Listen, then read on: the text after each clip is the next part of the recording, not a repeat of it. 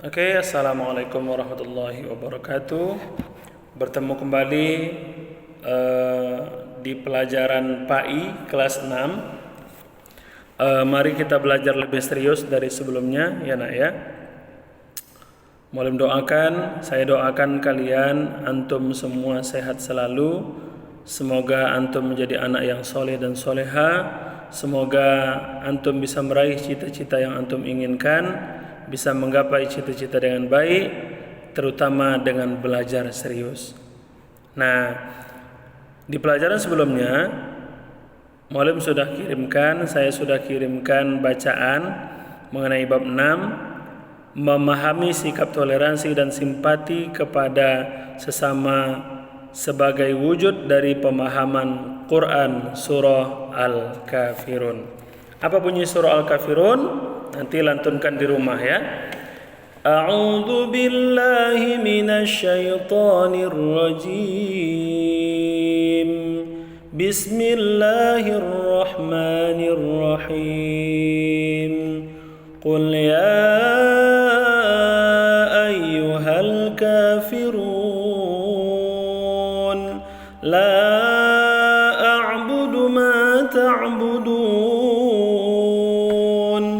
wala antum 'abiduna ma a'bud wala ana 'abidum ma 'abadtum wala antum 'abiduna ma a'bud lakum dinukum waliyadin.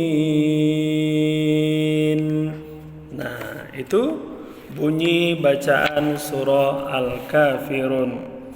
Nah, di sini memahami sikap toleransi dan simpati kepada sesama sebagai wujud pemahaman Quran surah Al-Kafirun. Perhatikan halaman 70. Sudah dibaca-baca ya? Nah, di situ halaman 71 A. Toleransi dalam kehidupan sehari-hari. Toleransi adalah sikap yang tidak menyimpang dari aturan. Nah, itu toleransi, di mana seseorang menghargai atau menghormati setiap tindakan yang dilakukan oleh orang lain.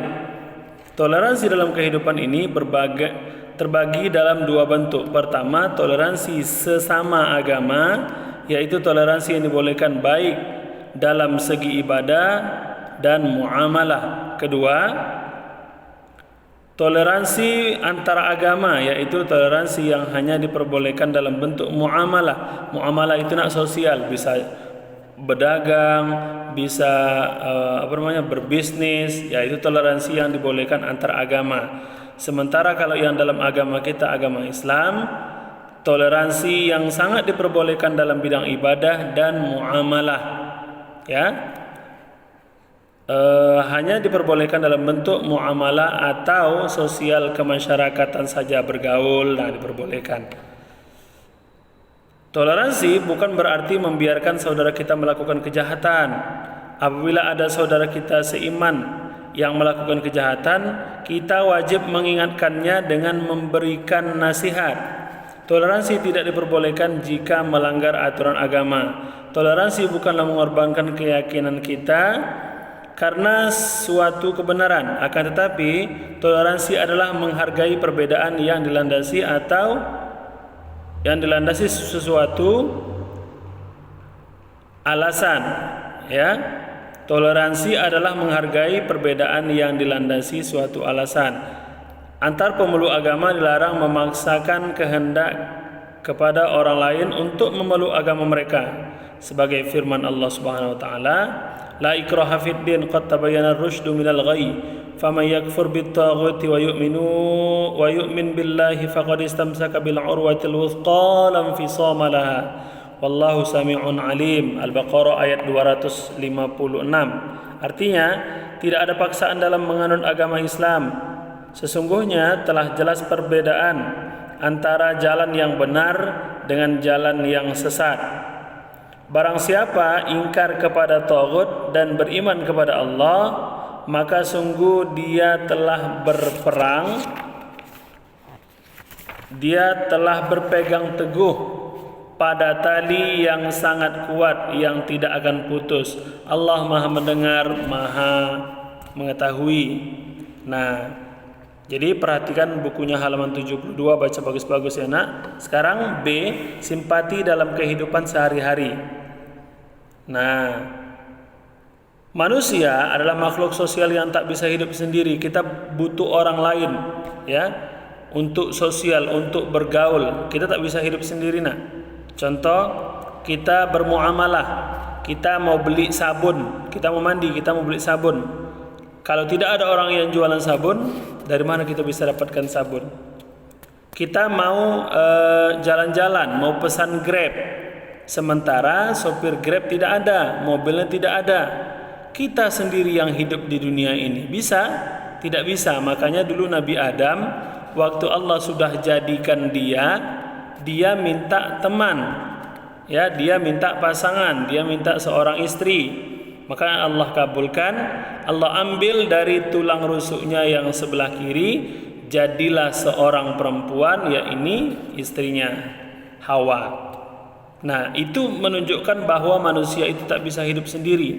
Manusia bisa hidup, artinya manusia itu adalah makhluk sosial, dia membutuhkan orang lain.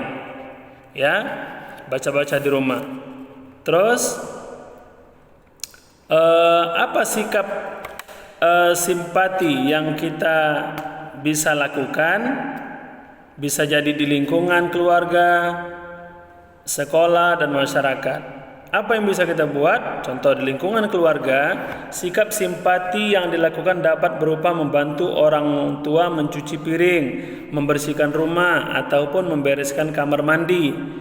Ya, terus sikap simpati yang bisa kita lakukan di lingkungan sekolah, sikap simpati yang dilakukan dapat berupa membantu teman kita yang terkena musibah dengan menyumbangkan sebagian rezeki kita dan menjaga kebersihan kelas dengan regu piket.